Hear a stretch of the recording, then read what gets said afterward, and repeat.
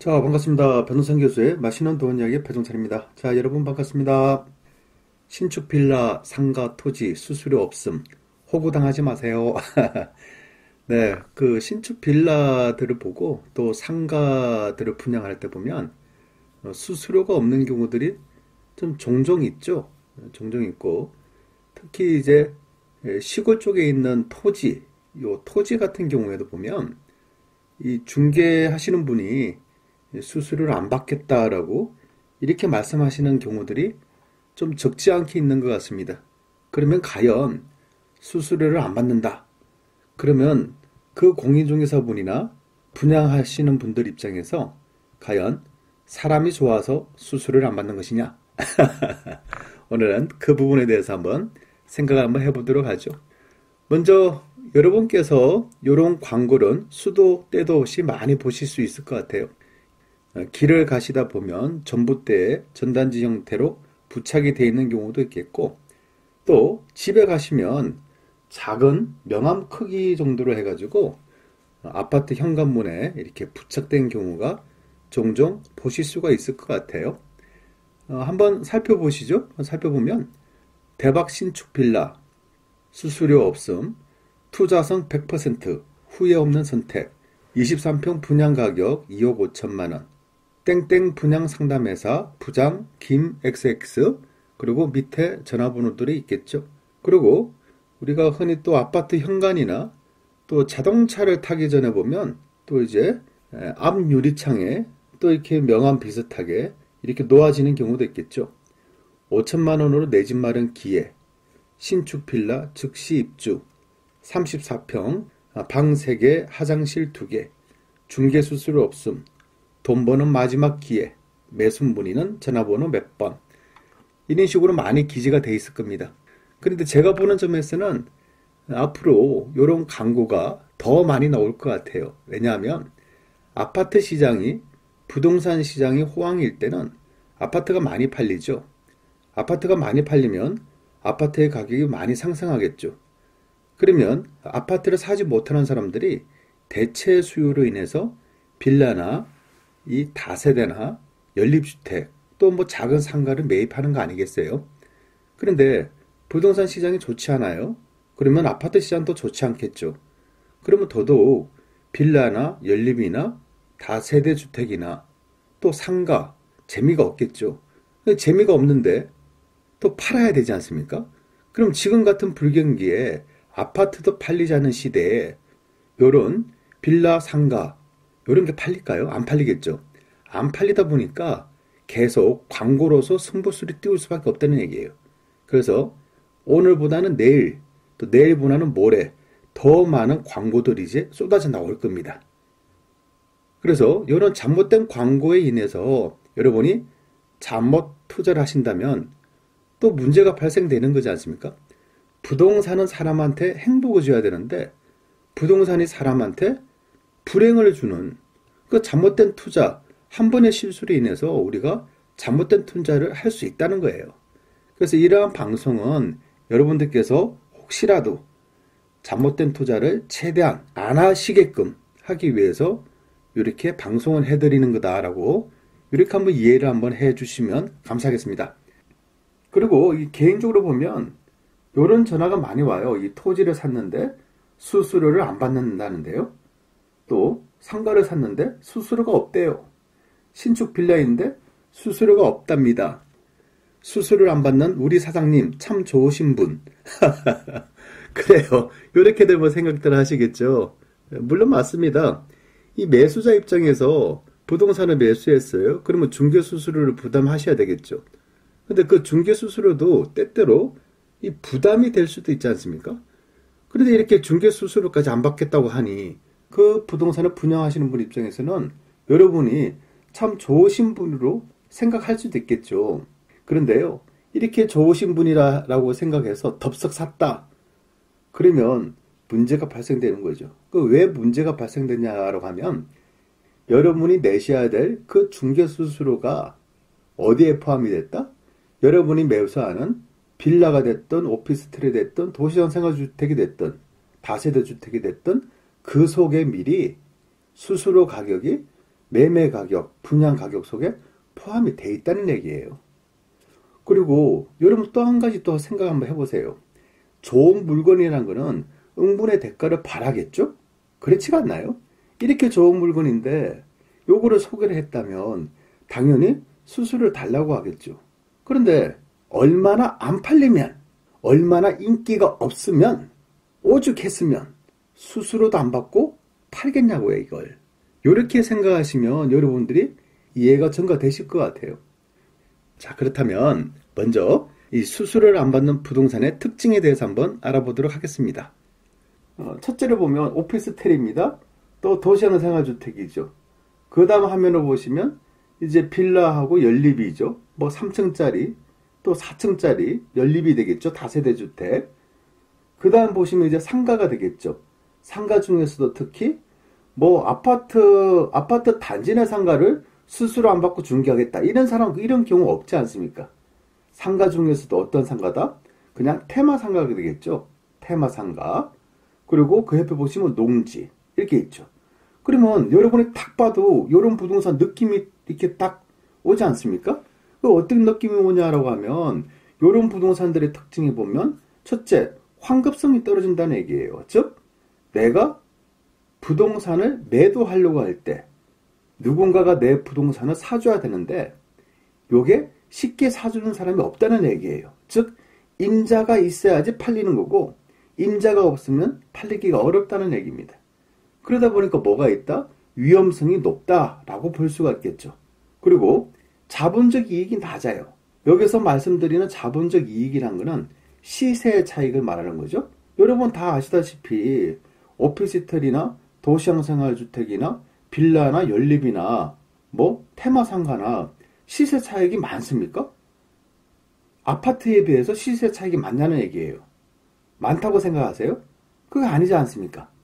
예를 들어서 서울에 있는 아파트는 1년 사이에 매덕이 올라가는데 서울에 있는 이 오피스텔, 도시형 생활주택이 매덕이 올라갑니까? 그리고 서울에 있는 빌라 연립들이 재개발이라는 이슈를 뺀다면 매덕이 올라갑니까? 그건 아니잖아요. 그렇죠?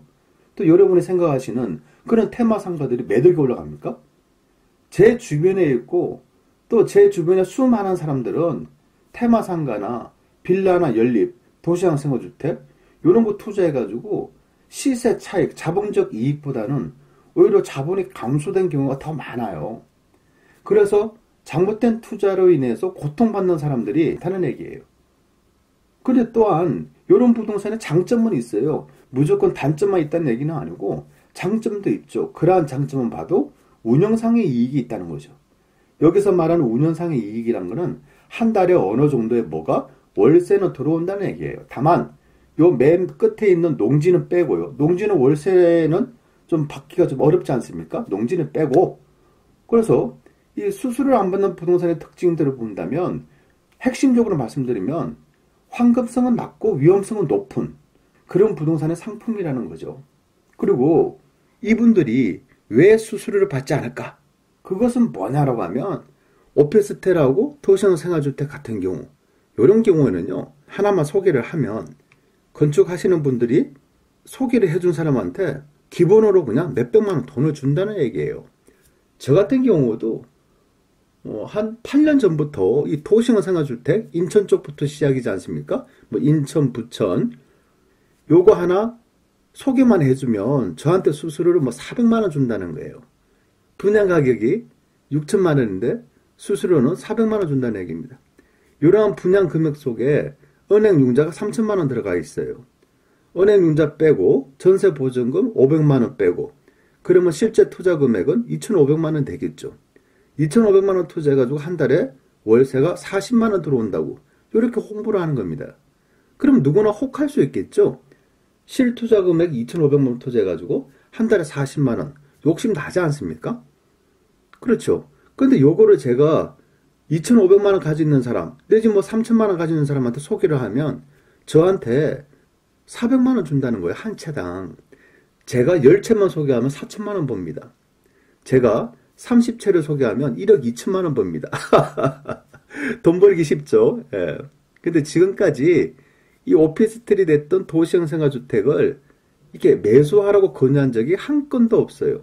왜 그러냐면 요거는 매수하는 순간 우리 매수자가 힘들어지니까, 매수자가 곤란을 겪으니까. 왜? 안 팔리면 어떻게 해요?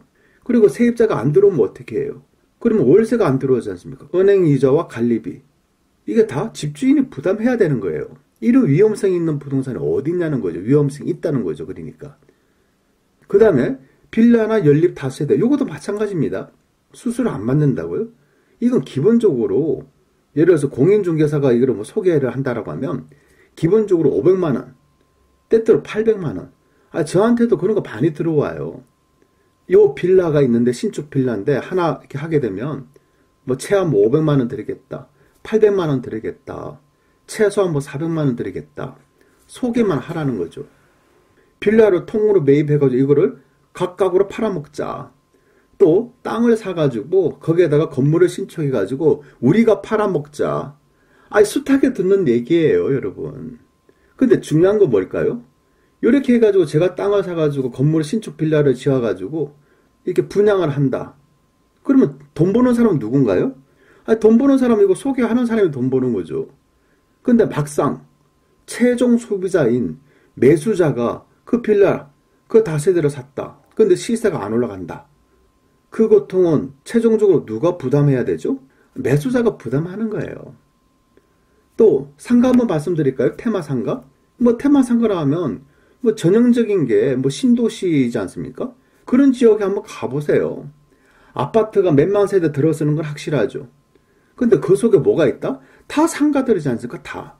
요 상가들 투자하신 분들 거의 뭐 분양 가격 5억인데 지금 뭐 3억 4억에도 안 팔린다는 거예요. 그리고 세입자가 없어가지고 융자를 3억 땡겼는데 은행 이자 내기가 지금 급급하다는 겁니다. 거기다가 관리비도 납부하셔야 되잖아요.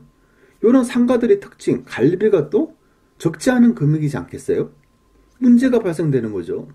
요 상가들, 요 상가 분양하는 사람들이 그 뭐 사장이나 뭐 상무나 이사나 저한테 와서 이럽니다. 상가 5억짜리 한 명만 소개해 주시면 저한테 800만 원 드립니다. 한 명만 소개해 주면 저한테 1000만 원 드립니다. 요렇게 접촉이 됩니다. 여러분, 저는요, 요 라인의 상가에 한 명도 소개한 적이 없어요. 한 명 소개하면 그냥 800만 원에서 1500만 원 돈 떨어져요. 근데 한 명도 소개를 안 해요. 왜? 요거를 사신 분 입장에서 시간이 지난데 재미 못 봤다. 그러면 제 마음이 아프잖아요. 또 사신 분 입장에서 얼마나 마음이 아프겠어요? 요런 얘기 많이 듣습니다. 어디 투자를 했는데 누구 소개로 투자를 했는데 그런데 손해가 이만저만이 아니다. 중학교 모임이나 고등학교 모임이나 대학 모임 가면 제 주변에 있는 친구들이 그런 얘기를 숱하게 하죠. 제가 이쪽 계통에 있다 보니까 숱하게 얘기 듣는 거예요. 어떻게 하면 좋겠냐, 종찬아, 이러는 거예요. 근데 방법이 있나요? 방법 없어요. 그러면 수수료를 안 받는 이유, 알고 보면 뭐다? 분양 금액, 다 매매 금액에서 2 내지 5% 수수료는 별도로 다 챙긴다는 얘기예요. 결국 이렇게 수수료를 안 받는다는 이유는 건축업자로부터 충분히 돈을 받는다는 얘기예요. 그리고 건축업자는요, 이러한 비용까지도 여러분이 매수를 하고자 하는 분양 가격 또 매매 가격에 다 포함이 돼 있다는 겁니다. 결국 모든 비용은 소비자가 다 부담하신다는 얘기예요. 그래서 수수료를 안 받는다는 얘기입니다. 상도로 보시면요, 상적인 인적사항이라는 말이 있죠. 장사란 이익을 남기기보다는 사람을 남기기 위한 것이다. 참 좋은 말이죠. 이 수수료 없으면 사람을 남기기 위한 것처럼 보일 수도 있어요. 하지만 속내는 앞서 말씀드린 바와 같이 건축업자와 분양하는 사람들과 중개하는 사람들의 속내는 결국 한 가지예요. 뭐다? 본인들 이익을 추구하고 본인들 이익을 남기는 게 그 목표라는 거예요. 오히려 이것을 수수료 없음이라는 미명하에 그냥 보기 좋게 선한 척, 착한 척 이렇게 척척하면서 팔아먹기 위한 하나의 상술밖에 안 된다는 얘기지요. 이게 현재 대한민국 부동산에서 일어나고 있는 실상을 오늘 여러분들한테 이렇게 말씀을 해드리는 겁니다. 이상까지 배종찬 교수의 맛있는 도원 이야기였습니다. 감사합니다.